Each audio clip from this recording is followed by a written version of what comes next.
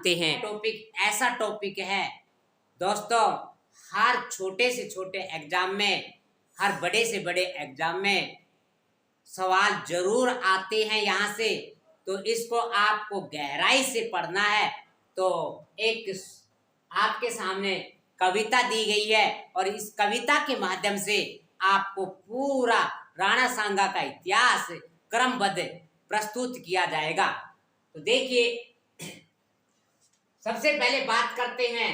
राणा सांगा 1482 में जन्मे, सदा दीनन के श्रृंगारी, हितकारी या श्रृंगारी।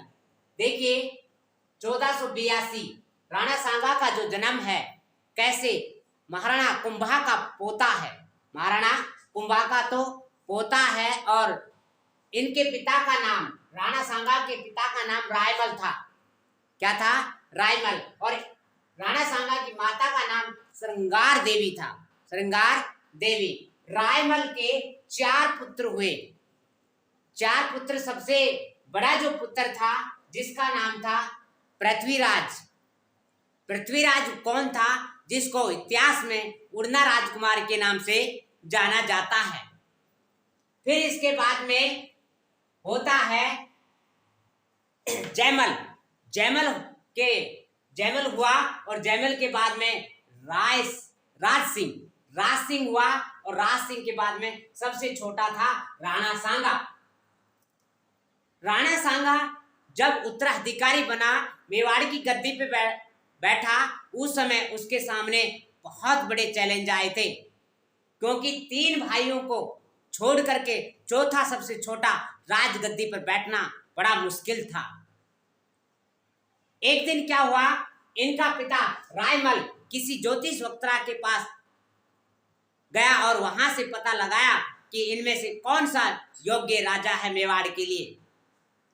तो उस ज्योतिष भविष्य वक्ता ने कहा कि सबसे छोटा जो पुत्र है, जो आपका योद्धा और वीर होगा, वही राजगद्दी पर बैठेगा। जब ये बात राणा सांगा के भाइयों को पता चला तो उनके में आपस में गद्दी के लिए लड़ाई हो जाती है।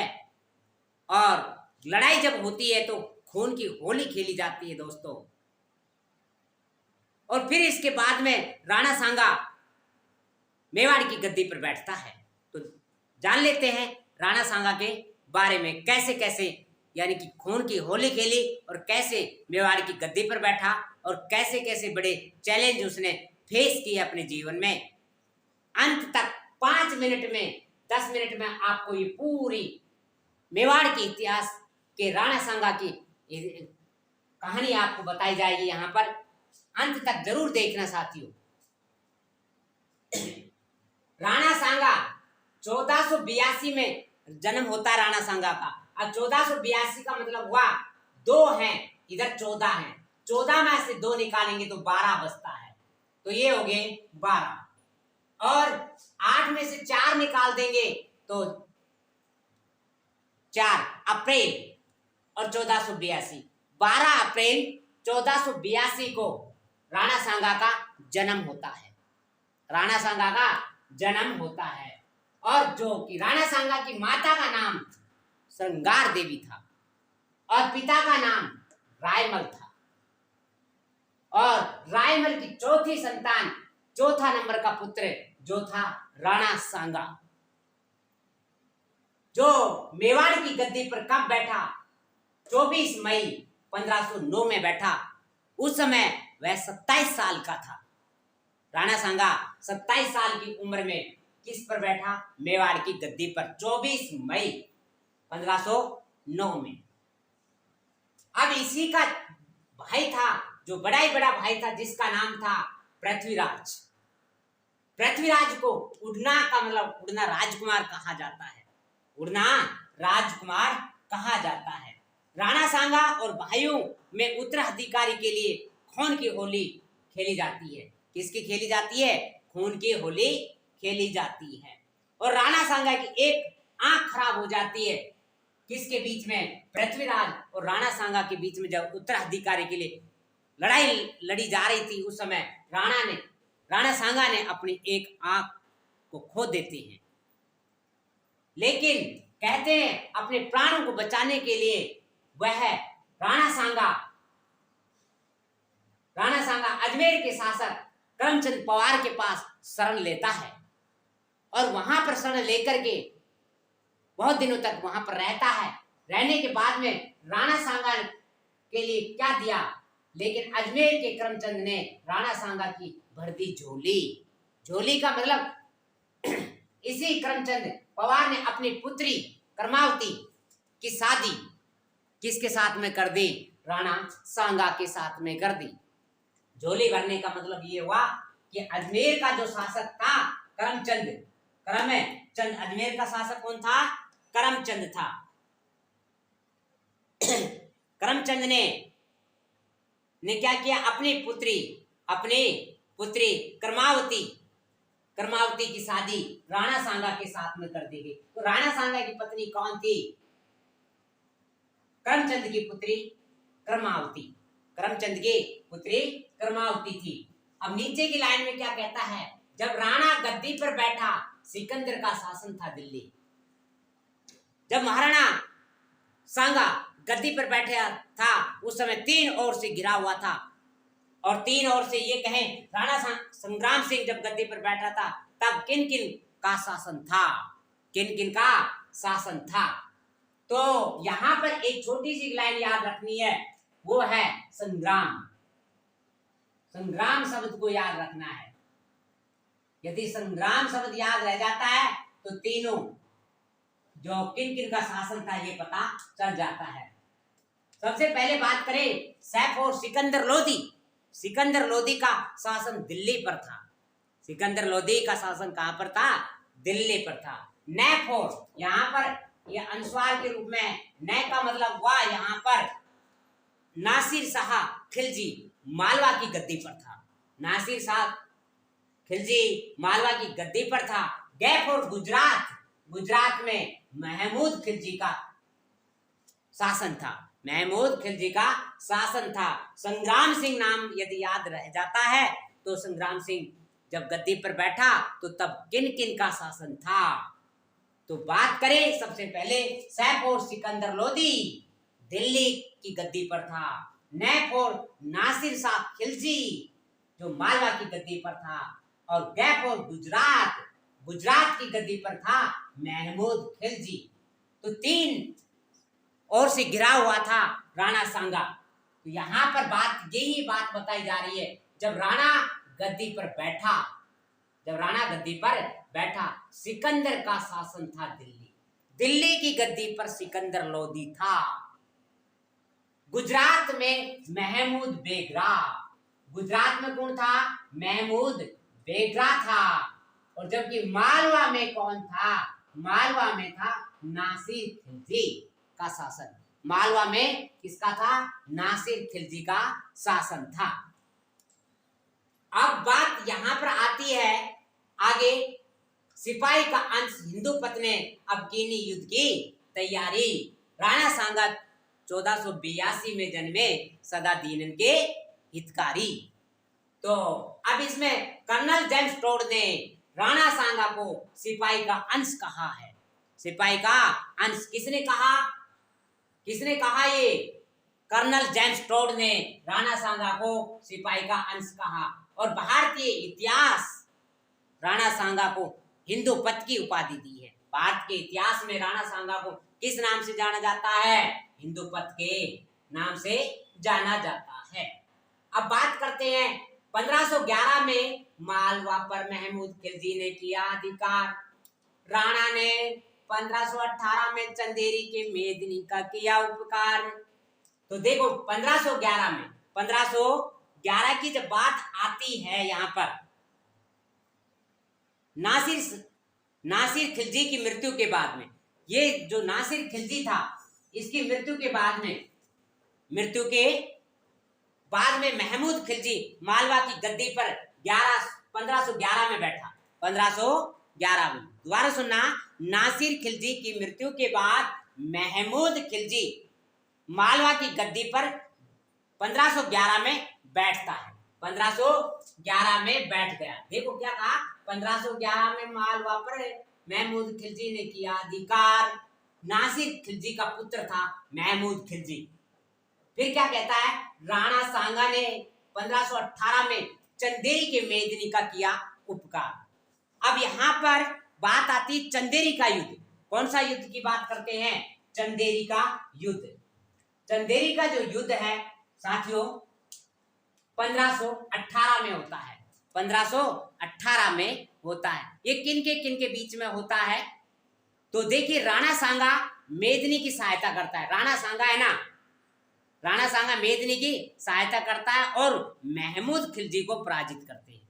महमूद खिलजी को क्या करते हैं, पराजित कर दिया जाता है। फिर महमूद खिलजी ने 1519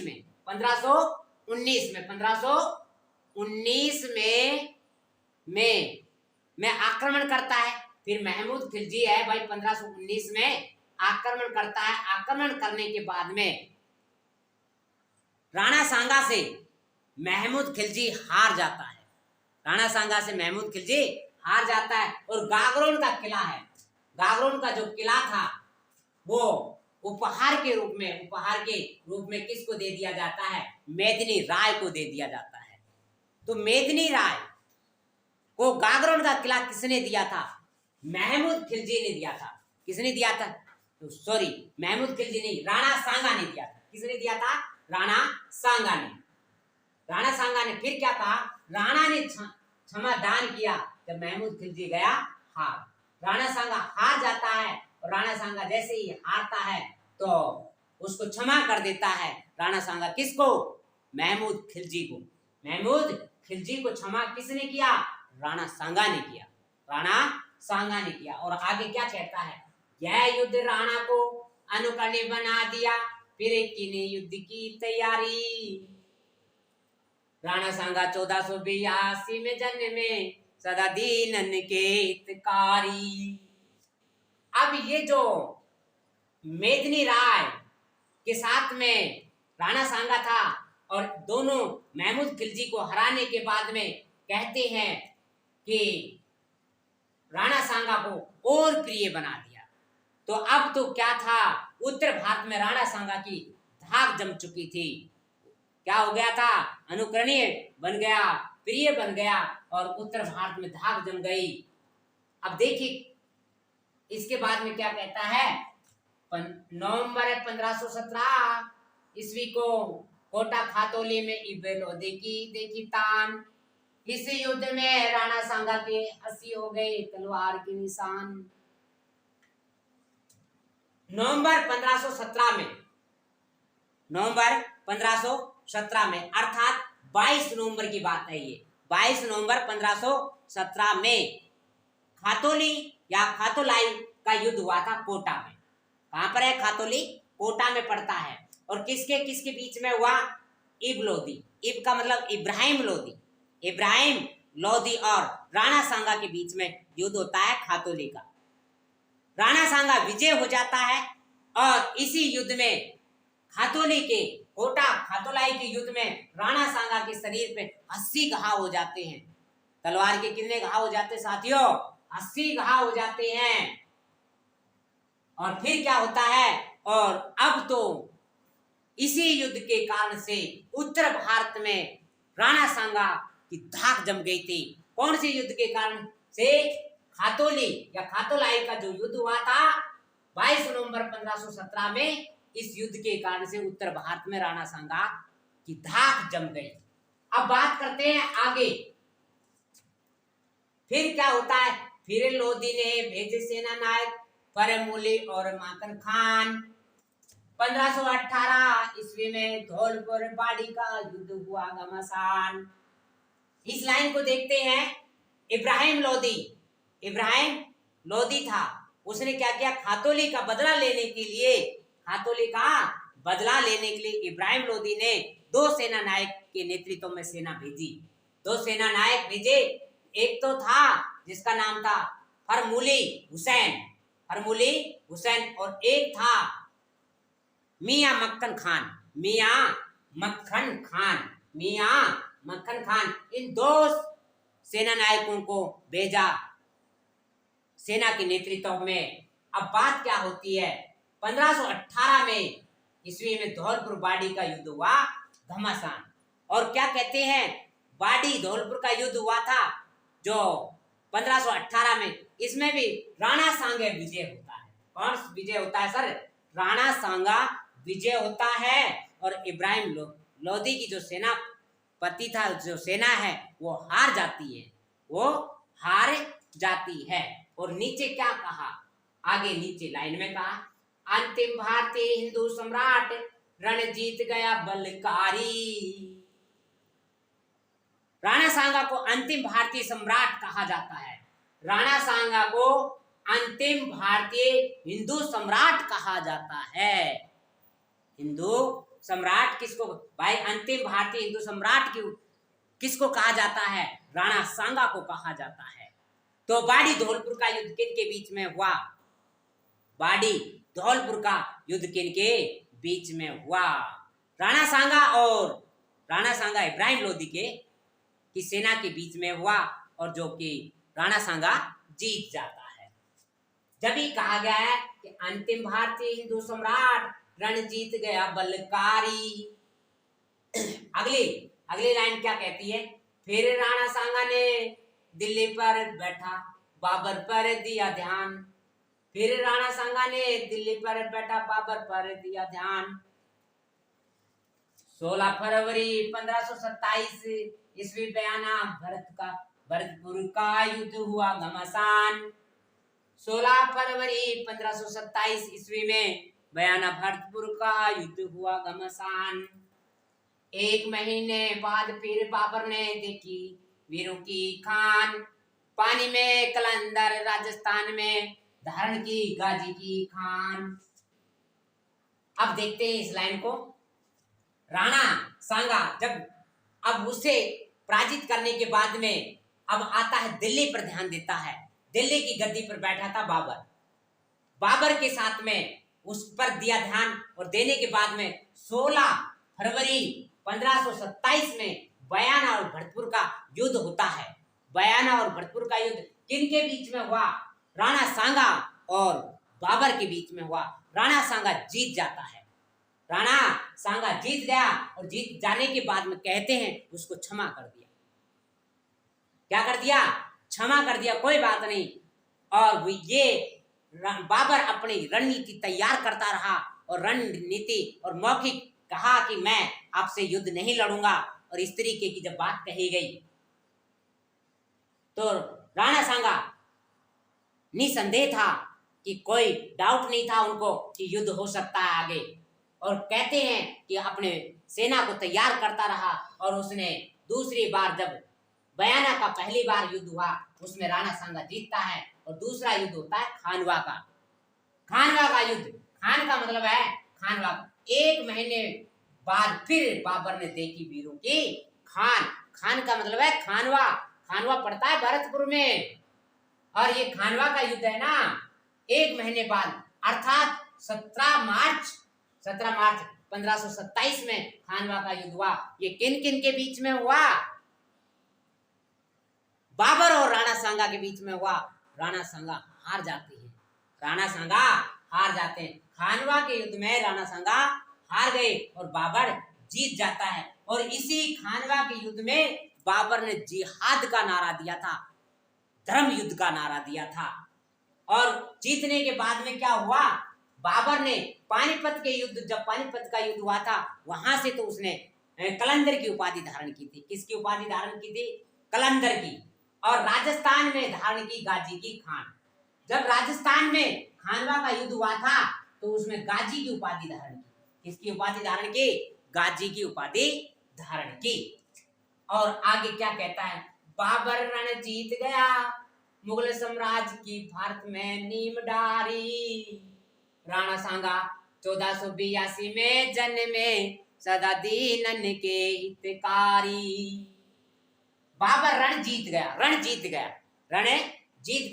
जीतने के बाद में क्या होता है? मुगल साम्राज्य की भारत में नींव डालने में सफल हो गया।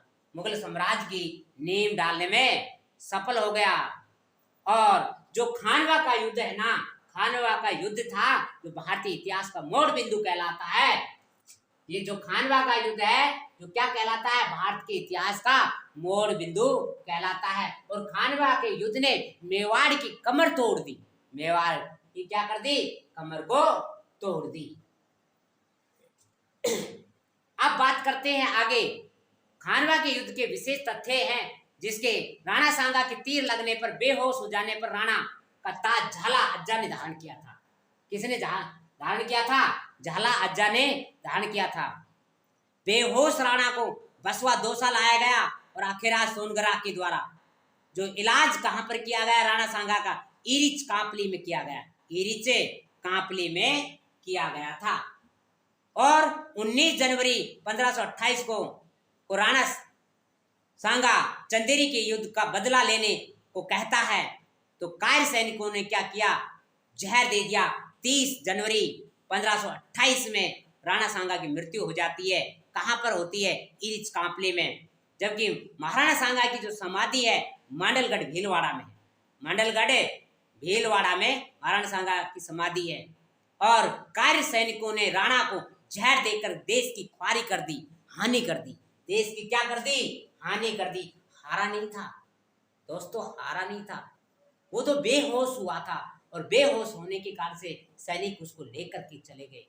नहीं, जब होश आया उसका बदला लेना चाह रहा था, लेकिन कायर सैनिकों ने क्या कर दिया, उसको महाराणा सांगा को जहर दे दिया, देश की ख्वारी कर दी, हानि पहुंचा दी देश को। देखो अगली कड़ी में क्या कहता है, राणा सांगा का झाला अज्जा ने धारण किया ताज, बेहोश राणा को लेकर बसवा आया अखेराज।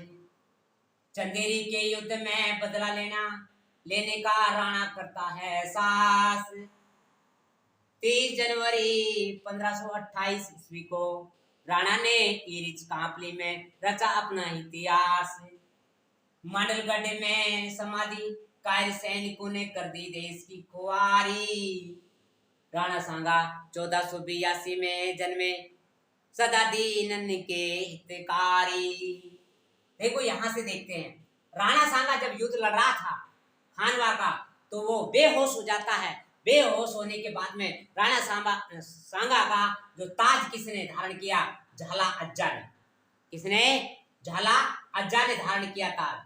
अब बेहोश होने के बाद में क्या होता है, राणा सांगा को बसवा कौन लेकर के आए थे, आखिराज लेकर के आए थे, सोनगरा पाली के थे।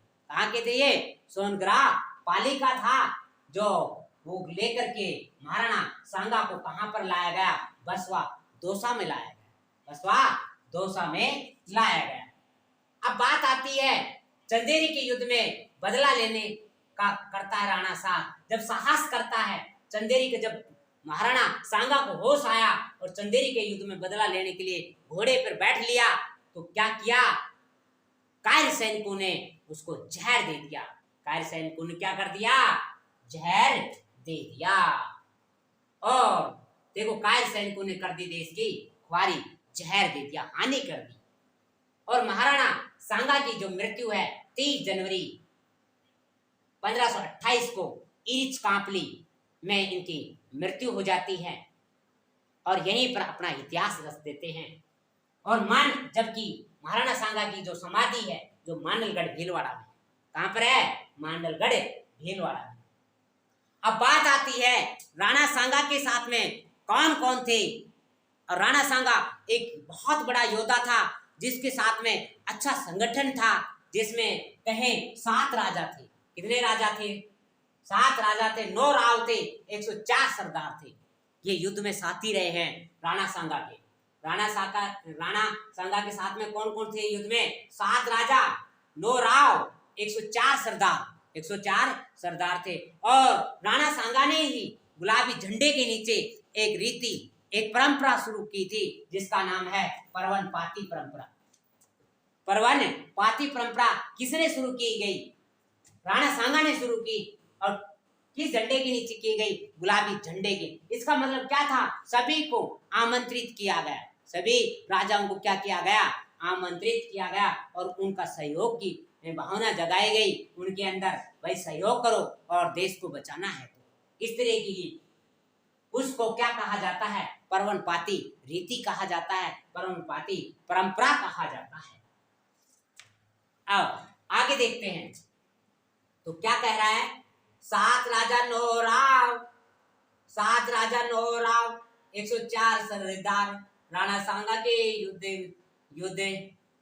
युद्ध में थे साथी।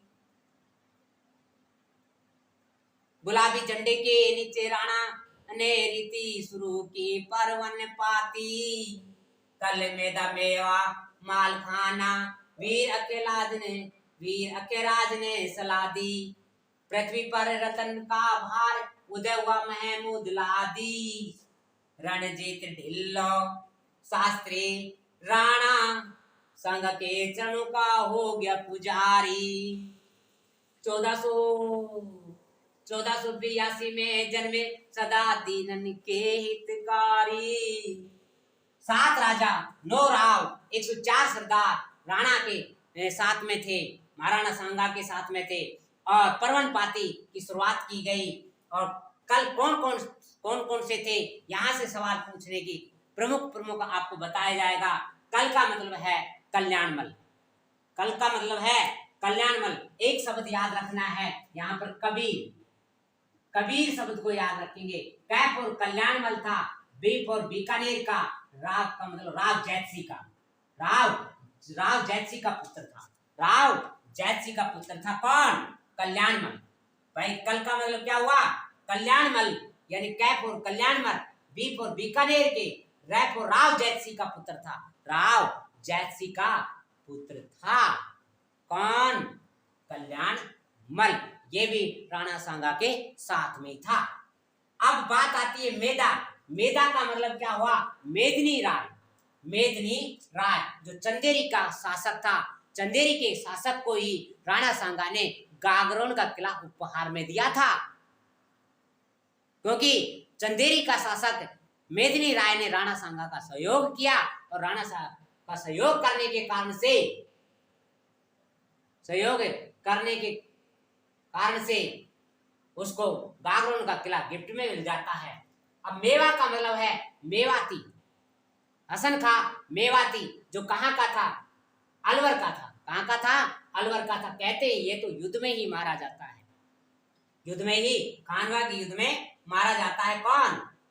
हसन खां मेवाती, अलवर का। माल का मतलब है मालदेव, मालदेव शासक था। मालदेव किसका बराबर? सांगा की सहायता करने वाला कौन था? गांगा था। तो गांगा ने अपने पुत्र मालदेव को 4000 सैनिक और घोड़े देकर के भेजा था खानवे के युद्ध में। खानवा के युद्ध में किसको भेजा था? मालदेव। मालदेव किसका पुत्र था? राव गांगा का पुत्र था। तो गांगा बराबर क्या हो जाएगा? सांगा हो जाएगा। अब है खाना। खाना का मतलब क्या हुआ? यानी खान ज्यादा जो नागौर खा था, ये भी राणा सांगा के साथ में था। वीर का मतलब क्या है? वीर अखेराज। वीर का मतलब यहां पर हुआ कि वीरम देव मेड़तिया। कौन है ये? वीरम देव मेड़तिया जो कहां पर था? राणा सांगे के साथ में था। और एक है अखेराज जो सोनगरा पाली का था, जो महाराणा प्रताप के नाना जी है। कौन है ये? अखेराज सोनगरा पाली के। और एक है सलाहदी का मतलब क्या हुआ? यहाँ पर रायसीन का शासक था जो सलाहदी तंवर। रायसीन का शासक कौन? सलाहदी तंवर। सलाहदी का मतलब क्या हुआ? रायसीन का शासक तंवर था। और एक है पृथ्वीराज जो आमेर का था। पृथ्वीराज कछुआ कहाँ का था? आमेर का था। इसने भी राणा सांगा का साथ दिया। अब बात आती है रतन का मतलब क्या हुआ? रतन सिंह सलुम्बर का था। रतन सिंह कहाँ का था? सलुम्बर का था। और ये भार का मतलब है भर बराबर ईडर का था। भारमल कहाँ का था? ईडर का था। अब है उदय सिंह जो बागड़ का था। उदय सिंह कहाँ का था? बागड़ का था। और एक उदय सिंह था जो उदय सिंह रावल है जो डूंगरपुर का था। दो उदय सिंह है, एक तो भाई कहाँ का है? बागड़ का है। और एक कहाँ का है? उदय सिंह रावल जो डूंगरपुर का है। अब महमूद लादी का मतलब कौन है? महमूद लोदी। महमूद लोदी। महमूद लोदी कौन था? इब्राहिम लोदी का पुत्र था। इब्राहिम लोदी का पुत्र, क्योंकि बाबर ने क्या किया था? इब्राहिम लोदी को हरा दिया था। अब इसका पुत्र किसके साथ में हो गया? राणा सांगा के साथ में हो गया। तो ये कुछ राजा थे जो किसके साथ में थे? महाराणा सांगा के साथ में थे। अब क्या कहता है? रणजीत ढिल्लो शास्त्री राणा सांगा के चरणों का हो गया पुजारी। जो ये कविता बनाने वाले जो हैं, ये रणजीत सिंह शास्त्री की और सभी को नमस्कार। जी सर, अब बात करते हैं कि राणा सांगा जो था तुलगमा पत्ती से अनभिज्ञ था। तुलगमा पत्ती से क्या था दोस्तों? अनभिज्ञ था।